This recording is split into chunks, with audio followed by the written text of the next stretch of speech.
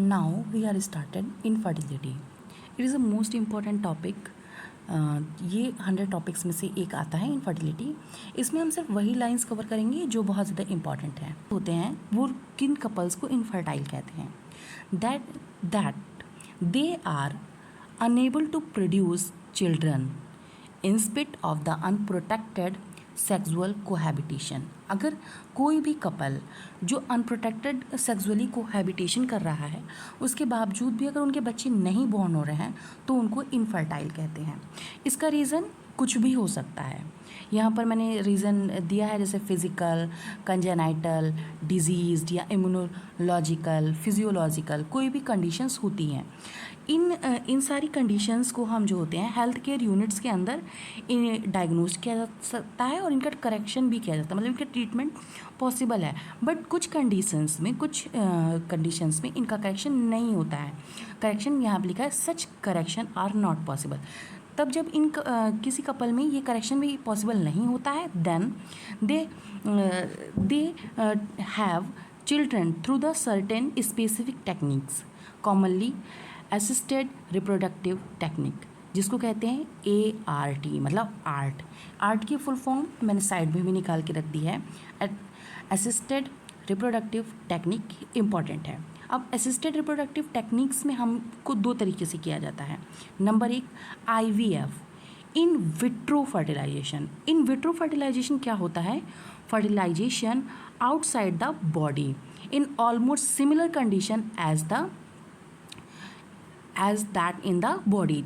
मतलब इसमें फर्टिलाइजेशन जो है वो आउटसाइड बॉडी किया जाता है, मतलब बॉडी के बाहर किया जाता है, लेकिन सिमिलर कंडीशन प्रोवाइड की जा सकती है जैसी हमारी बॉडी के अंदर है. Followed by the embryo transfer. इसमें एम्ब्रियो ट्रांसफ़र किया जाता है. पॉपुलरली इसको हम टेस्ट ट्यूब बेबी प्रोग्राम भी बोलते हैं. टेस्ट ट्यूब बेबी प्रोग्राम के अंदर क्या होता है, यहाँ पर जो होता है मेल और फीमेल का जो ओवम, फीमेल का ओवम और मेल का स्पर्म लेकर के हम इनको कलेक्ट करते हैं और जाइगोट बना देते हैं, जाइगोट फॉर्म कर देते हैं. अगर जाइगोट ट्रांसफ़र हो रहा है तो उसे ZIFT कहते हैं, मतलब जाइगोट इंट्राफिलोपियन ट्रांसफ़र. मतलब इसमें जो होता है ये नाम ZIFT जो है इसकी फुल फॉर्म बहुत इंपॉर्टेंट है, जाइगोट इंट्राफिलोपियन ट्रांसफ़र. यहाँ पर सॉरी आर हमारा छूट गया है. तो जाइगोट इंट्राफिलोपियन ट्रांसफ़र जो होता है उसके अंदर क्या करते हैं, अप टू 8 ब्लास्टोमियर्स, मतलब जब हम एम्ब्रियो जो होता है ना वो हमारा ईयरली एम्ब्रियो ले जाता है जो 8 ब्लास्टोमियर्स से बना होता है, इसको ट्रांसफ़र करते हैं इनटू फिलोपियन ट्यूब्स में. अगर 8 ब्लास्टोमियर तक ट्रांसफ़र कर रहे हैं अप टू 8 ब्लास्टोमियर और ट्रांसफ़र कहाँ किया जाता है? फिलोपियन ट्यूब में, तब इसको कहते हैं ZIFT, जिफ्ट. लेकिन अगर and embryo with in more than 8 blastomere, अगर कोई एम्ब्रियो मोर देन 8 ब्लास्टोमियर का ट्रांसफ़र किया जाता है इनटू द यूट्रस के अंदर, तब इसको बोलते हैं IUT, इंट्रा यूटेराइन ट्रांसफ़र. ये हमारे इन विट्रो फर्टिलाइजेशन के अंदर ही दोनों आते हैं, ZIFT और IUT. IUT में किसको ट्रांसफ़र किया जाता है? एम्ब्रियो ही ट्रांसफ़र किया जाता है, लेकिन मोर देन 8 ब्लास्टोमियर का. और कहाँ ट्रांसफ़र किया जाता है? यूट्रस में. जबकि ZIFT में हमारा अप टू 8 ब्लास्टोमियर तक का एम्ब्रियो ट्रांसफ़र किया जाता है. और कहाँ ट्रांसफ़र किया जाता है? फिलोपियन ट्यूब के अंदर. जाइगोट को भी ट्रांसफ़र करते हैं, जाइगोट या ईयरली एम्ब्रियो को, इसीलिए इसको ZIFT बोला गया. इसीलिए इसकी फुल फॉर्म जाइगोट इंट्राफिलोपियन ट्रांसफ़र है, क्योंकि इसमें जाइगोट को ट्रांसफ़र करते हैं. अब हमारा इसका जो हमारी आर्ट है उसकी दूसरी टेक्निक आती है in vivo fertilisation. In vivo fertilisation उन कपल्स में यूज़ किया जाता है जिनके अंदर जो इनका फ्यूज़न जो गैमेट्स का होता है वो फीमेल के अंदर ही किया जाता है, मतलब किसी सर्टेन कंडीशंस की वजह से जो है ये कंसीव नहीं कर पा रही, कैन नॉट कंसीव, इसलिए बट ये अपना इनका फर्टिलाइजेशन हो सकता है. अब इसमें क्या किया जाता है, इसके 3-4 मेथड्स बताए गए हैं. Number 1 gift, ZIFT gift, gamete intrafallopian transfer. जब कोई फीमेल गैमीट प्रोड्यूस नहीं कर पाती है तो किसी डोनर से गैमीट लेकर के हम उसकी फिलोपियन ट्यूब में ट्रांसफ़र कर देते हैं. यहाँ पे लिखा है who can not produce one, मतलब जो गैमीट प्रोड्यूस नहीं कर पा रही है।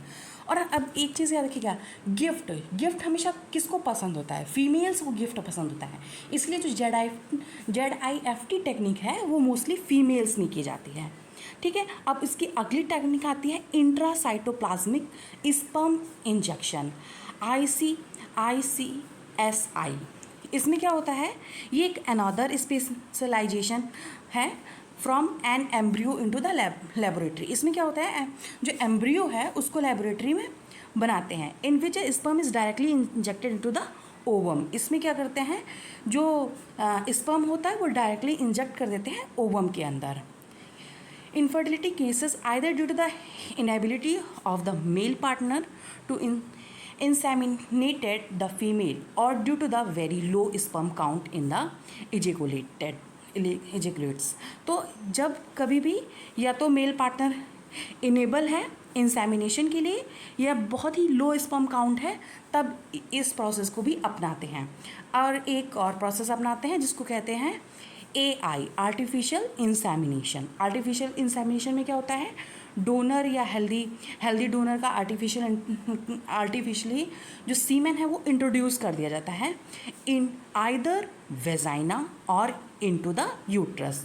तो IUI, इसमें क्या हो गया, IUI इंट्रा यूटेराइन इंसेमिनेशन, मतलब इंट्रा यूटेराइन इंसेमिनेशन कहता है। अगर यूट्रस के अंदर इंसेमिनेशन किया गया है तो उसको कहेंगे IUI। दीज फैसिलिटीज़ जो होती हैं वो बहुत ही कम कंट्रीज़ में पाई जाती हैं, इसलिए जो इंडिया में हमारे जो इनफर्टाइल कपल्स हैं उनको मोस्टली बेबी अडॉप्ट करने के लिए प्रमोट किया जाता है। मैंने इसको यहाँ पर बिल्कुल साइड में निकाल के रख दिया है आपके लिए, बहुत ही ईजिली मैंने यहाँ पे लिख दिया है ZIFT zygote transfer up to 8 blastomere क्या किया जाता है इनटू फिलोपियन ट्यूब में किया जाता है। IUT एम्ब्रियो ट्रांसफ़र किया जाता है, इंट्रायूटेराइन में एम्ब्रियो ट्रांसफ़र किया जाता है मोर देन 8 ब्लास्टोमियर क्या, और कहाँ किया जाता है, इनटू यूट्रस में। In vivo fertilisation into the female body, in vivo में क्या होता है, फर्टिलाइजेशन जो किया जाता है वो फीमेल बॉडी के अंदर किया जाता है। इन विट्रो फर्टिलाइजेशन जो होता है वो आउटसाइड द बॉडी किया जाता है। अब यहाँ पर हमने लिखे हैं GIFT gamete transfer in female those not produce one, जो गैमीट प्रोड्यूस नहीं कर सकती उन फीमेल के में किया जाता है। ICSI semen directly injected into ovum, ICSI मैंने यहाँ वहाँ पर से मतलब NCERT के लाइंस को यहाँ पर कम्पैक्ट करके लिख दिया है, जिससे आप लोग बहुत इजीली सिर्फ इतने ही चार्ट को पढ़ करके इनफर्टिलिटी का पूरा जो टॉपिक है वो कंप्लीट कर सकते हैं। AI इसमें क्या होता है, इनफर्टाइल या low sperm count in male partner में होता है तो AI टेक्निक को यूज़ करते हैं। IUI semen introduce into the uterus, तब इसको कहते हैं IUI। ये बहुत ही इंपॉर्टेंट टॉपिक है, आप इसको ज़रूर से पढ़ के जाइएगा। इस टॉपिक से कम एक क्वेश्चन आपको मिल जाएगा, 1 से 2 क्वेश्चन आपको ज़रूर फंसेंगे, इसलिए इसको ज़रूर पढ़ के जाइएगा। मोस्ट ऑफ द टाइम इनकी फुल फॉर्म्स ही पूछते हैं और कभी कभी इनके बारे में पूछ लेते हैं। बहुत ज़्यादा इफ़ेक्टिव एंड पॉपुलर मेथड है, उसको कहते हैं IUDs, इंट्रायूटेराइन डिवाइसेस। अब इंट्रायूटेराइन डिवाइसेस क्या होती हैं, ये इंसर्ट की जाती हैं बाय द एक्सपर्ट नर्स या डॉक्टर्स के थ्रू द यूट्रस, या मतलब यूट्रस में इंसर्ट की जाती हैं थ्रू वेजाइना, इनको इंसर्ट करते हैं। अब देखो IUDs हमारे पास कितनी तरीके की हो गई, तो मैंने साइड में लिख रखा है, हमारे पास 3 तरीके के IUDs हैं। नंबर 1 नॉन मेडिकेटेड, मतलब ये मेडिकेटेड नहीं है। नंबर 2 कॉपर रिलीजिंग, ये कॉपर रिलीज़ करती हैं, कॉपर आयन रिलीज़ करती हैं।